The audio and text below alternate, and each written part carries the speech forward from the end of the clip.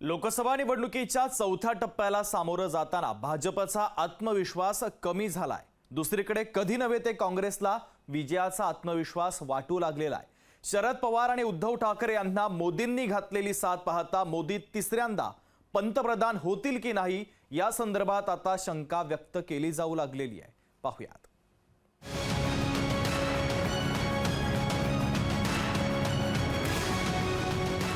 कांग्रेस में जाकर के मरने के बजाय अरे सीना तान करके हमारे अजीत दादा के साथ और शिंदे जी के साथ आओ, बड़े शान से सपने पूरे हो जाए।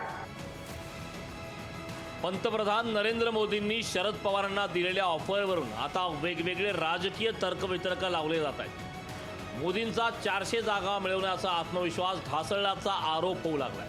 मोदींना आणि भाजपला यावेळी 272चा आकडा गाठणंही कठीण वाटत असल्याचं प्रकाश आंबेडकर म्हणाले। 272चा फिगर गाठत नाही। तो जर फिगर त्यांनी गाठला असता तर त्यांनी महाराष्ट्रामध्ये उद्धव ठाकरे आणि शरद पवार यांना ऑफर दिली की तुम्ही या, नाही आलात तर तुमच्यावर काय कारवाई करतो तेवढी बघा। ते त्यांनी दम देऊन तो मोकळा झालेला आहे। पण त्याच्यातला पॉलिटिकल सेन्स आपण हा घेतला पाहिजे, तो म्हणजे ते 272 पर्यंत पोहोचत नाही। मतदानाचा चौथा टप्पा आलेला असताना भाजप नेते अबकी बार 400 पार ही घोषणा आत्मविश्वासाने देत नसल्याचं काँग्रेसचं निरीक्षण आहे। 4 जूनला मोदींचा जनताच फैसला करेल असं काँग्रेस अध्यक्ष मल्लिकार्जुन खरगे म्हणाले। हमारे मोदी जी तो ये बोलते हैं मुझे 400 पार करना है।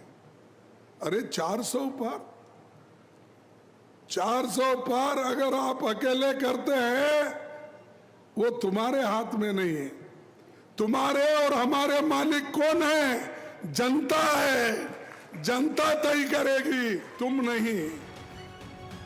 केंद्रात सत्ता बदल होणार असून 4 जूनला काँग्रेसच्या नेतृत्वात केंद्रात सरकार येईल असा आत्मविश्वास शशी थरूर यांनी व्यक्त केला। पहले 3 चरण जो हम देखे हैं, हमें लग रहा है कि हवा बदल रहा है और करीब 8 राज्यों में जाके प्रचार किया हूं। मैं हर जगह में जो देख रहा हूं, मुझे बहुत आत्मविश्वास बढ़ गया है कि जून 4 को हम सरकार को बदल सकेंगे। भाजपचा कमी झालेला आत्मविश्वास, 400 पारच्या नाऱ्याचा पडलेला विसर आणि काँग्रेसच्या शिडात भरलेली आत्मविश्वासाची हवा हे काही दिवसातले ठळक राजकीय बदल म्हणावे लागतील। काँग्रेसला आलेला आत्मविश्वास हा खरा ठरतो का हे येत्या 4 जूनला स्पष्ट होणार आहे। ब्युरो रिपोर्ट, लोकशाही मराठी, मुंबई।